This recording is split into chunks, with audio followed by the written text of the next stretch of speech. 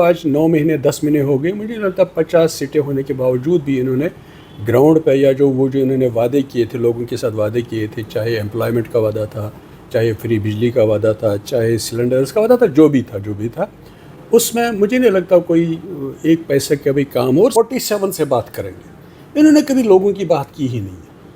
इन्होंने हमेशा अपनी सरकार, अपनी कुर्सी के लिए बात की। जब यूटी में इलेक्शन हुए तो उमर अब्दुल्ला साहब ने कैटेगोरिकली बोला था कि आई एम कैटेगोरिकली क्लियर, यही अल्फाज है, आई एम कैटेगोरिकली क्लियर, मैं यूटी में इलेक्शन नहीं लड़ूंगा, क्योंकि मुझे क्लास 4th की अगर ट्रांसफ़र करनी है तो मुझे ट्रांसफ़र के लिए एलजी के दरवाजे पर जाना पड़ेगा, जो मैं नहीं करूँगा। उसके बाद जब जहन में आ गया कि कुर्सी नहीं मिलेगी, कुर्सी छूट जाएगी, तो 2 जगह इलेक्शन लड़ा, और इलेक्शन भी ऐसा लड़ा कि टोपी फैलानी पड़ी उमर अब्दुल्ला साहब को कि मुझे वोट दे दो। आज चीफ मिनिस्टर साहब उमर अब्दुल्ला साहब इसकी तो बात ही नहीं कर रहे, ना 370 की। उसने पहले ही दिन कहा कि हमको सेंटर से झगड़ना नहीं। मेन मुद्दा जो है, जो जम्मू कश्मीर की सरकार को चलाना चाहिए, मेन मुद्दा वो जम्मू कश्मीर की पोजीशन को देखना है, जम्मू कश्मीर के इशू को देखना है। अगर ये सीरियस है, अगर ये ईमानदार है, दयानतदार है इस पर, तो फिर तो इनको एक अलग ही रास्ता चुनना पड़ेगा। ये रास्ता जो जिस रास्ते पे चल रहे, ये रास्ता वो रास्ता नहीं है। ये भी एक बीजेपी का एक और एक्सपेरिमेंट है। उन्होंने बहुत सारे एक्सपेरिमेंट किए, बहुत सारे एक्सपेरिमेंट फेल हो गए। अब शायद ये भी एक एक्सपेरिमेंट है, चलो इधर से भी देखते हैं, इधर से नहीं तो इधर से देखते हैं। नमस्कार, संवाद के एक नए अंक में एक बार फिर आप सभी का स्वागत है। जम्मू कश्मीर के राजनीतिक परिदृश्य में अगर बात करें तो लगातार जो राजनीतिक कॉरिडोर्स हैं वहाँ पर हलचल होती नज़र आ रही है, और लगातार जम्मू कश्मीर के जो मुख्यमंत्री उमर अब्दुल्ला, जिनको एक मैसिव मैंडेट खासकर घाटी से मिला था, कहीं ना कहीं स्टेटहुड और दूसरे राग अलापते नज़र आ रहे हैं। और ये कहा जा रहा है कि कहीं ना कहीं जो पोल प्रोमिसेस आम जनता से किए तो उससे बचते हुए नज़र आ रहे हैं। जम्मू कश्मीर की राजनीति पर पैनी नज़र रखने वाले और खासकर पीपल्स डेमोक्रेटिक की अगर बात करें तो पिछले कई सालों से लगातार अपना एक बहुमूल्य योगदान जम्मू कश्मीर की रियासत में दिया हुआ है, सियासत में दिया है। पर इन सब मुद्दों पर बात करने के लिए मेरे साथ जुड़ चुके हैं पीपल्स डेमोक्रेटिक पार्टी के वरिष्ठ नेता, पार्टी के vice president Shri Sartaj Madani ji. Sir, welcome to the show. Thank you very much. इसमें कोई दो राय नहीं है कि जम्मू कश्मीर में पिछले वर्ष बहुत बड़ी डेवलपमेंट, असेंबली इलेक्शन से एक तवील अरसे के बाद हुए।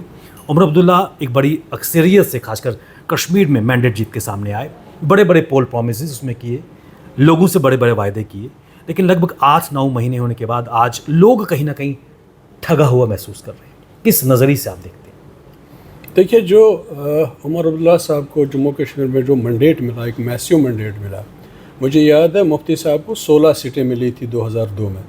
तो आप हर तरह से, चाहे सियासी देख लीजिए, इक्तिसादी देख लीजिए, एक इनकलाब आया था 16 सीटों पर। आज उमर अब्दुल्ला साहब के पास 50 सीटें हैं। मुझे नहीं लगता 50, जो आज 9 महीने 10 महीने हो गए, मुझे नहीं लगता 50 सीटें होने के बावजूद भी इन्होंने ग्राउंड पे या जो इन्होंने वादे किए थे, लोगों के साथ वादे किए थे, चाहे एम्प्लॉयमेंट का वादा था, चाहे फ्री बिजली का वादा था, चाहे सिलेंडर्स का वादा था, जो भी था उसमें मुझे नहीं लगता कोई एक पैसे का भी काम। और सबसे ज़्यादा, सबसे जो ज़रूरी है, जब आप जम्मू कश्मीर की बात करते हैं, सबसे ज़रूरी जो है, जो जम्मू कश्मीर का इशू है। अगर आप आज भी जाएंगे, अब जवाहर टनल से जब क्रॉस करेंगे तब श्रीनगर तक आपको देखा जाएगा शायद वो सड़क भी नहीं है आज हमारी। वैसा लगता है कि सड़क भी हमारी नहीं है, जो हालात है। देखिए, मुल्क के हमारे साथी यात्री बन के श्रीनगर आते हैं, चाहे बालतल रोड से, चाहे पहलगाम रोड से।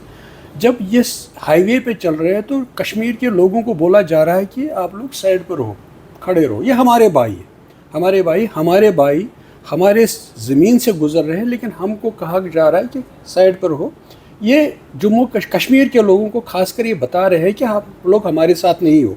मुझे याद है जब हम छोटे थे, जब ये यात्रा आती थी, तब यात्रा का यात्रा नाम नहीं था, तब यात्रा का छड़ी मुबारक नाम था। बिल्कुल। जो कश्मीर के लोग बड़े ही मतलब दिल से स्वागत करते थे, सब लोग तैयार होते थे स्वागत के लिए, वेलकम के लिए। हम लोग बोलते थे आज छड़ी मुबारक अनंतनाग पहुंचेगी, तो सारा साउथ अनंतनाग के उस अंदर वाले मंदिर में, आपको मालूम होगा, सब लोग खड़े होते थे उनके वेलकम के लिए, खुशामदीद के लिए। उसके बाद बोलते थे आज मटन जा रही है, छड़ी मुबारक बोलते थे, छड़ी मुबारक बोलते, आज शीशनाग जाइए, पहलगाम जाएगी। सारा कश्मीर उस छड़ी मुबारक के पीछे पीछे चलता था। लेकिन आज बीजेपी के लोगों ने, बीजेपी की सरकार ने कश्मीर के लोगों को यहाँ तक पहुँचाया। आज छड़ी मुबारक किसी के दिल में है ही नहीं, आज दिलों में है यात्रा।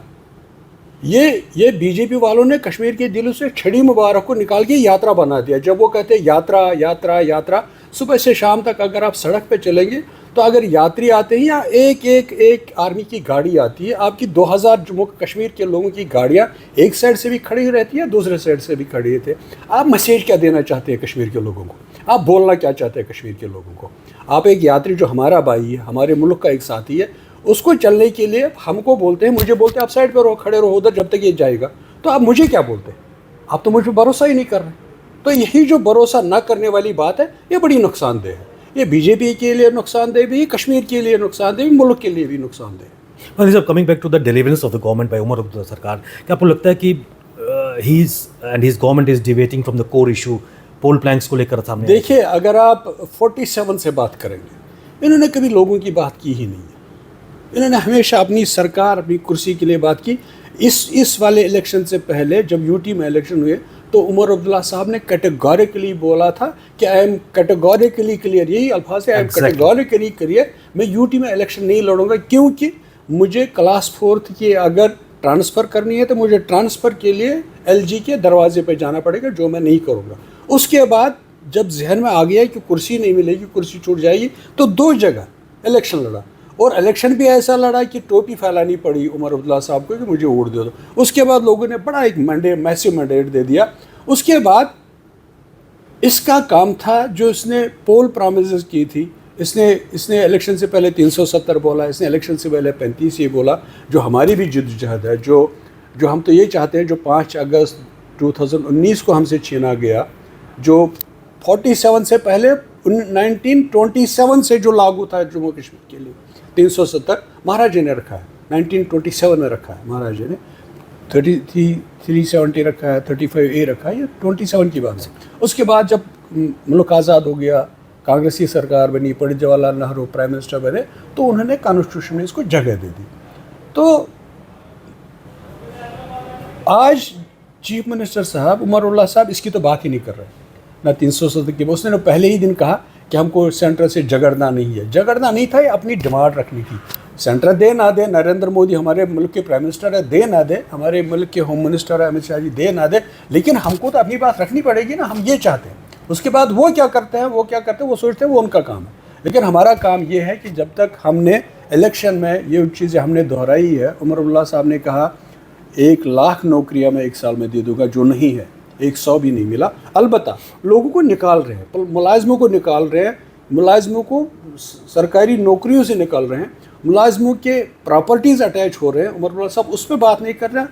नए लोगों को नौकरी देने की बात तो दूसरी है, ये तो उन पर भी बात नहीं करते हैं जिनकी नौकरियाँ छूट जाती है, जिनको सरकारी ऑर्डर से नौकरियों से बर्खास्त करते हैं, ये तो उनकी बात नहीं करते। बिजली, उससे इलेक्शन से पहले उसने कहा मैं देखता हूँ कौन लगाता क्या है स्मार्ट मीटर्स, कौन लगाता स्मार्ट मीटर। लेकिन जब सरकार मिली तो उसके बाद यही स्मार्ट मीटर्स की एडवोकेसी कर रहा है कि जब तक स्मार्ट मीटर नहीं लगेगा हम बिजली को पूरी तरह बिजली नहीं दे पाएंगे।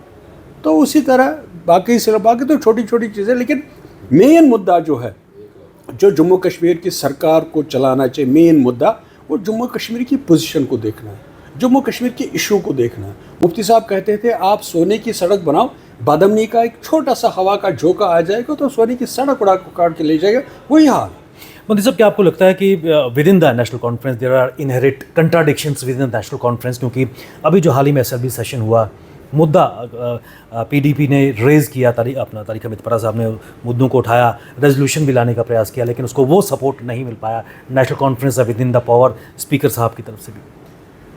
देखिए, अफसोस की बात है, ये अफसोस का मुकाम है कि जिस मुद्दे पर 370 पे या 35 पे इसकी बुनियाद बनी है, नेशनल कॉन्फ्रेंस की बुनियाद बनी है, लेकिन उसमें भी आप क्या कह सकते हैं, 82 में तो शेख साहब ने कहा था कि ये कोई आसमानी सहीफा नहीं है, आसमानी कोई किताब नहीं है, हम तो हटा सकते हैं खुद भी। उन्होंने बिल भी पेश किया था असेंबली में, लेकिन फिर वो हुआ नहीं, इनके पास ये मुद्दा नहीं है।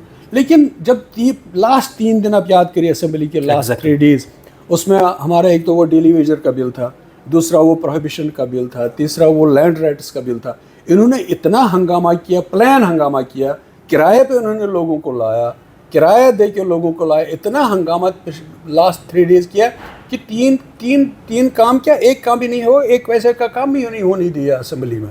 वो सेशन ही इन्होंने ज़ाया कर दिया सिर्फ इसलिए कि कहीं ये बिल ना आ जाए। हमारे वहीद परा साहब ने तो पहले ही दिन वो रेजोल्यूशन पेश किया था 370 35 से। पता नहीं अगर ये सीरियस है, अगर ये ईमानदार है, दयानतदार है इस पर, तो फिर तो इनको एक अलग ही रास्ता चुनना पड़ेगा। ये रास्ता जो जिस रास्ते पे ये चल रहे हैं, ये रास्ता वो रास्ता नहीं है। बट नेशनल कॉन्फ्रेंस की तरफ से लगातार, क्योंकि पीडीपी हमेशा कश्मीर की आवाम और उनके रिलेटेड इश्यूज़ को उठाने का प्रयास कर रही है, लेकिन नेशनल कॉन्फ्रेंस ये कह रही है कि PDP and BJP are in hand in gloves, और पीडीपी को इंस्ट्रक्शन नई दिल्ली से आती है, नेक्स्ट दिन उनकी तरफ से बयान आता है। देखिए, जब आप इनको ये कहेंगे ना, आपने मंशूर में 1 लाख नौकरियों का कहा था, ये बोलेंगे पीडीपी और बीजेपी ने इत्तेहाद किया था। जब आप इनको बोलेंगे जो हमारे लड़के बाहर के जेलों में सड़ रहे हैं बेचारे, जब आप उनको ये याद दिलाएंगे, वो बोलेंगे पीडीपी और बीजेपी ने इल्हाक किया था। जब उनको मुफ्त बिजली की बात करेंगे, ये बोलेंगे पीडीपी और बीजेपी ने इत्तेहाद किया था। इनको तो अब काम करना चाहिए, इनको काम करना है, इनको अपने मंशूर पर काम करना चाहिए, जो मंशूर उन्होंने लोगों को दिखाया, जिस मंशूर पर लोगों ने इनको वोट दे दिया और सरकार में आई, इनको तो वो चलाना चाहिए। इनको कल क्या हुआ, परसों क्या हुआ, वो तो इनको आज करना चाहिए, कल करना चाहिए। कल क्या करना, परसों क्या करना, कल क्या हुआ, किसने क्या किया, उनको तो वो उस पर नहीं जाना चाहिए। उनको अपने आप को देखना चाहिए, हमको क्या करना चाहिए, हमको क्या नहीं करना चाहिए। मैं एक चीज़ सर आपसे और भी जानना चाहूँगा, 6-7 महीने पहले रिजर्वेशन रो को लेकर ना केवल इल्तिजा मुफ्ती वहीदुर्रहमान परा बल्कि आगा सईद मेहंदी रहुला मुख्यमंत्री के घर के बाहर प्रोटेस्ट करते हैं। एक कैबिनेट सब कमेटी फॉर्म होती है, 6 महीने का टाइम दिया जाता है, उसके बाद वो कैबिनेट में उसको फिर पास ऑन किया जाता है लॉ डिपार्टमेंट में, और उसकी कोई एक मियाद फिक्स नहीं है। पीडीपी का इस रिजर्वेशन में बिल्कुल क्लियर है साहब, प्रोपोर्शनेट के हिसाब से रिजर्वेशन दे दीजिए, जिनकी जितनी आबादी है उनको उसी हिसाब से रिजर्वेशन दे दीजिए। हमारा क्लियर, हमारा कोई इसमें कन्फ्यूजन नहीं है, नथिंग, कोई कन्फ्यूजन। जम्मू कश्मीर में ड्यूल पावर सेंटर है और कहीं ना कहीं लोग अभी भी सफ़र करते हुए नजर आ रहे हैं, सर क्या कहेंगे? देखिए, ड्यूल पावर सेंटर ये तो पहले भी कहा था, महबूबा जी ने ये कहा कि मैं इलेक्शन नहीं लड़ूंगी, बिकॉज जो उमर अब्दुल्ला साहब ने कहा है कि क्लास 4 की ट्रांसफ़र के लिए एलजी के दरवाजे पे जाना है। महबूबा जी ने ये सोचकर, इसने बोला मैं इलेक्शन नहीं लड़ूँ, उसने इलेक्शन नहीं लड़ा, ये तो है ही। और दूसरी बात, यहाँ केजरीवाल कैसे काम करता था, मुझे ये बताइए। काम करने की चाहत हो तो काम तो निकल ही जाता है, फिर बशर्ते कि आपको काम करने की चाहत हो। अगर आपको लोगों की दर्द दिल में हो तो काम तो निकल ही जाता है, रास्ता निकल जाता है, रास्ते ढूंढने पड़ते हैं। और ये जो चाहते हैं, मतलब देखिए, इनको रिटायर मुलाजमों को मुलाजमत दोबारा देनी थी, वो तो काम कर दिया इन्होंने अपने रिलेशन में। हाँ, वो तो कर दिया। उसमें तो उन्होंने नहीं कहा एलजी के पास जाना है, एलजी ने नहीं माना, वो तो कर दिया। जो उनको करना चाहिए, वो जो करना चाहते हैं वो तो करते हैं, लेकिन लोगों की बात इन्होंने ना कभी की। इनकी तवारीख देखिए, 47 से आज तक इनकी तवारीख देखिए। 53 में क्या हुआ, अपना कोई फितना हो गया इनको सरकार के साथ। 87 देख लीजिए उन्होंने क्या किया।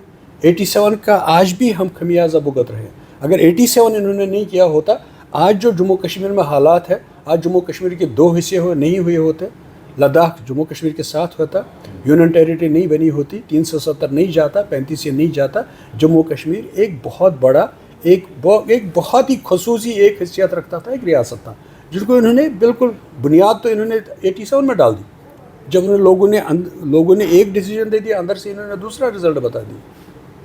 ये तो वही इन्होंने कांटे बोए हैं, वही तो निकल नहीं रहे हैं। मतलब जब उमर साहब का एक बयान ये भी आया था कि he is ready to set aside अगर बीजेपी का मुख्यमंत्री स्टेटहुड वापस ला सकता है, तो क्या ये इस तरह के बयानात? ये तो ड्रामा मुझे लगता है। नहीं, अगर स्टेट, वो तो एक कॉन्स्टिट्यूशनल फिर प्रोविजन है। He is playing to the galleries only. हाँ, यस, अगर सरकार स्टेट देती है, अगर हमारी मुल्क की हुकूमत जो है अगर वो स्टेट देती है, तो ये तो कॉन्स्टिट्यूशनल प्रोविजन है, क्योंकि यूटी में इलेक्शन हुए हैं, वो तो स्टेट में नहीं चलेगी, उसके बाद तो दोबारा इलेक्शन करने। वही तो एक वजह, ये शायद अंदर से स्टेट नहीं मांग रहे होंगे, ये सोचते होंगे फिर कुर्सी छोड़ दी है। मुझे नहीं लगता है सीरियस है किसी चीज़ के साथ, कोई सीरियसनेस नहीं। ऐसे में कश्मीर में एक नई जमात निकल के सामने आ रही है, सज्जाद लोन साहब, हकीम यासीन और सब मिलकर एक नई पॉलिटिकल पार्टी सामने आई है। ये भी एक बीजेपी का एक और एक्सपेरिमेंट है। उन्होंने बहुत सारे एक्सपेरिमेंट किए, बहुत सारे एक्सपेरिमेंट फेल हो गए। अब शायद ये भी एक एक्सपेरिमेंट है, चलो इधर से भी देखते हैं, इधर से नहीं तो इधर से देखते हैं, पता नहीं, ये भी एक एक्सपेरिमेंट ही होगा और कुछ नहीं। 28 जुलाई को पीपल्स डेमोक्रेटिक पार्टी अपना फाउंडेशन डे मना रही है, और एक विजनरी नेता मुफ्ती मोहम्मद सईद साहब, जिन्होंने जम्मू कश्मीर को एक नई राह पे देने का प्रयास किया था, किस तरीके से न केवल कश्मीर बल्कि जम्मू में पीपल्स डेमोक्रेटिक पार्टी अपनी जड़ों को और मजबूत कर पाएगी? जो इन्होंने 5 अगस्त के बाद 2019 के बाद हमारी जमात के साथ किया, इतनी तोड़ फोड़ की, जो लोग हम बचे रहे, पता नहीं अल्लाह का करम, ऊपर वाले का करम है जो हम लोग बचे रहे। लेकिन अब की बार वापस वो लोग आ रहे हैं दोबारा। कैसे निकाला हमारी पार्टी से इन्होंने, क्या क्या कह के इन्होंने, क्या क्या साजिशें की इन्होंने लोगों के खिलाफ, और उनको लोगों ने निकाला। मुफ्ती साहब ने जब पार्टी बनाई, उन्होंने एक दिन एक जलसे में तकरीर की, कहा कि मेरी 60 साल ज़िंदगी की एक ही पॉलिटिकल अचीवमेंट है, वो मैंने जम्मू कश्मीर के लोगों को एक मुतबादिल दे दिया पीपल्स डेमोक्रेटिक पार्टी के नाम पर।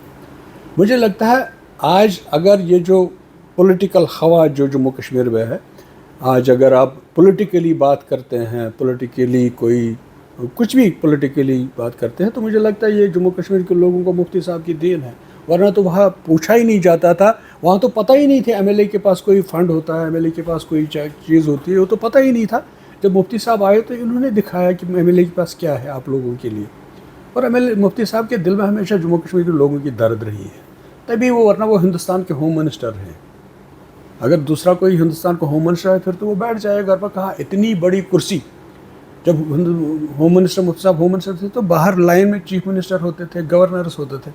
लेकिन मुफ्ती साहब ने फिर जम्मू कश्मीर के लोगों के साथ मिलकर एक छोटी सी पार्टी बनाई, जिसको इतना उरूज मिला। वो मुफ्ती साहब की शख्सियत की वजह से उरूज मिला। 2 बार सरकार में आए, लोगों के बहुत से मसाइल हल हुए। आपको मुफ्ती साहब की वो 3 साल भी याद है। मुझे याद है जब मुफ्ती साहब चीफ मिनिस्टर बने 2002 में बने, तो मैंने जनरल मुशर्रफ और मनमोहन सिंह की तस्वीर लाल चौक में देखी, श्रीनगर लाल चौक में, अगर आपको याद होगा, जहाँ घंटाघर है, घंटाघर के सामने जनरल मुशर्रफ और मनमोहन सिंह की तस्वीर लगी थी वहाँ। मुफ्ती साहब ने ये हालात बनाए थे वहाँ। लेकिन आज को पता ही नहीं, आज तो हालात कुछ बदतर ही है। बट चलते चलते सर, मैं एक चीज़ जानना चाहूँगा, किस प्रकार people's democratic party Jammu Kashmir की आवाम के इश्यूज़ को उठाती रहेगी और उनको एक अमली जामा पहनाने का प्रयास? देखिए, सबसे बड़ा इशू जो है, इश्यूज़ नहीं है, एक ही इशू है जम्मू कश्मीर का इशू। जब तक आप इसको सॉल्व नहीं करेंगे, जब तक आप इसको पूरी एक अच्छी पुरअमन बाइज़्ज़त दिशा नहीं देंगे, रास्ता नहीं देंगे, तब तक ये छोटे छोटे इश्यूज़ तो होते ही। लेकिन वहाँ एक ही इशू है हमारी नज़र में, पीडीपी की नज़र में और मुफ्ती साहब की नज़र में, एक ही इशू जम्मू कश्मीर का इशू। उसको आप हल करिए पीसफुली, डिग्निफाइड पीसफुल हल, जो आपके आइन में है, आपके कॉन्स्टिट्यूशन, हमारे कॉन्स्टिट्यूशन में, आइन में। हम आइन से बाहर कुछ नहीं ढूंढते, जो आइन ने दिखाया दे दिया है। मुफ्ती साहब बोलते थे बाई मैन कलंदरे यनेरी तनेरी खलंदरे, इसका आप तर्जमा अपनी ज़बानों पर बता दीजिए इनको। लेकिन वो चाहते थे कि इसका एक जो 70 साल से दलदल में है जम्मू कश्मीर, पता नहीं लोगों को समझ आता नहीं आता। लेकिन जब आप जम्मू कश्मीर को माइन्यूटली देखेंगे, कश्मीर को देखेंगे, आज जम्मू की हालत देखिए आप। जम्मू में बिजनेसमैन नाराज़, जम्मू में दुकानदार नाराज़, जम्मू में रेडी वाला नाराज़। आज जम्मू में रेडी वाले की भी जगह नहीं है। मैंने कहा 1927 में महाराजा ने इसीलिए रखा था, यहाँ रेडी लगाया गया जम्मू का रेडी वाला, यहाँ दुकान चलाएगा जम्मू का जो दुकानदार। लेकिन वो नहीं है, ख़त्म है सारा। आज आपके नाले आपके पास नहीं है, आज आपके बड़े बड़े बिजनेस हाउसेस आपके पास नहीं है, आज आपके सड़कें आपके पास नहीं है। तो इसलिए यही एक इशू है, जो जब तक आप इसको अच्छी तरह से विद डिग्निफाइड बाइज़्ज़त हल ना निकालेंगे, तब तक यही है। आप कोई भी एक्सपेरिमेंट करिए, कुछ भी एक्सपेरिमेंट तजुर्बा करिए, लेकिन नहीं होगा तब तक।